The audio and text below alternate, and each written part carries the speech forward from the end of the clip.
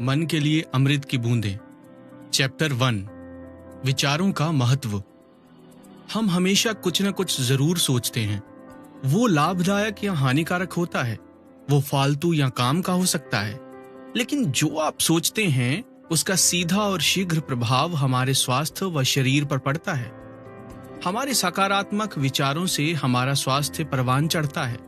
इसके विपरीत नकारात्मक विचारों से ये दिन ब दिन या उसी पल खराब होने लगता है।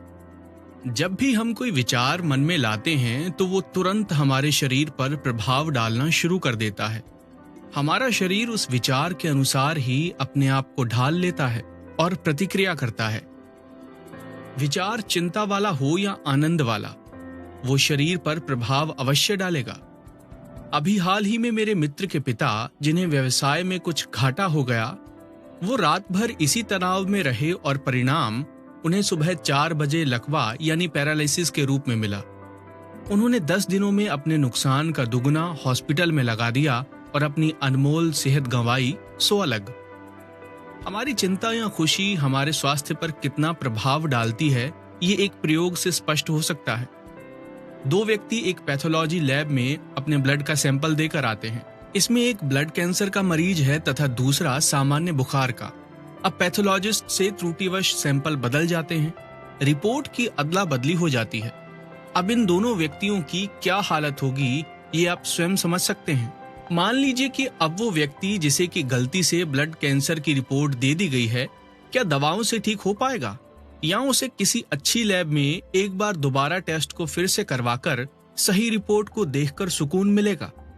हाँ, उसके लिए दवाएं नहीं, सही रिपोर्ट का दर्शन ही उपचार है। इसीलिए अगर हम स्वास्थ्य को बढ़ाने वाले विचारों को मन में लाएंगे तो हमारा स्वास्थ्य दिन प्रतिदिन निखरेगा। यदि स्वास्थ्य बिगाड़ने वाले विचारों का भंडार अपने मन में रखेंगे तो निश्चित ही बीमारियों के दलदल में फंसते चले जाएंगे।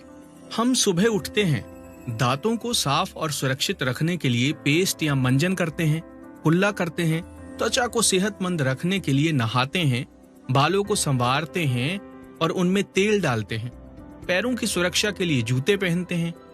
ये सब सावधानियां हम रखते हैं जो कि किसी अंग विशेष को स्वस्थ रखती हैं, लेकिन पूरे शरीर को नियंत्रित करने वाले विचारों को दुरुस्त करने के लिए हम कुछ भी प्रयास नहीं करते। हम नकारात्मकता और कुंठाओं से अपने मन, हृदय और आत्मा के कंधों पर बोझ बढ़ाते चले जाते हैं और उसी बोझ के तले स्वयं का स्वास्थ्य और जीवन कुचल डालते हैं। प्रिय श्रोताओं, आपको लग रहा होगा कि क्या हमारे विचारों को भी बदलने की जरूरत है, जबकि हमारे विचार तो स्वतः प्रवाह में होते हैं, वे स्वतः ही अपना असर दिखाते हैं। नहीं, आप गलत हैं। विचारों को हमारे द्वारा नियंत्रित और सही दिशा में प्रवाहित किया जा सकता है। ये पुस्तक आपको यही समझाने के लिए लिखी गई है ताकि आप विचारों का महत्व समझकर उन्हें नियंत्रित करने की कला सीख सकें, इसके सुखद परिणामों से स्वयं को और मानवता को लाभान्वित कर सकें। आप जब भी विचारों को नियंत्रण में लाने की आवश्यकता महसूस करें तो इस पुस्तक को अवश्य पढ़ें। एक बार पढ़ लेने से नहीं, हमें बार बार पढ़ने से ही मनचाहा लाभ प्राप्त होगा।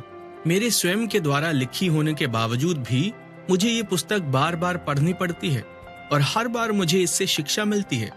सुकून का प्याला मेरे हृदय को तर कर देता है।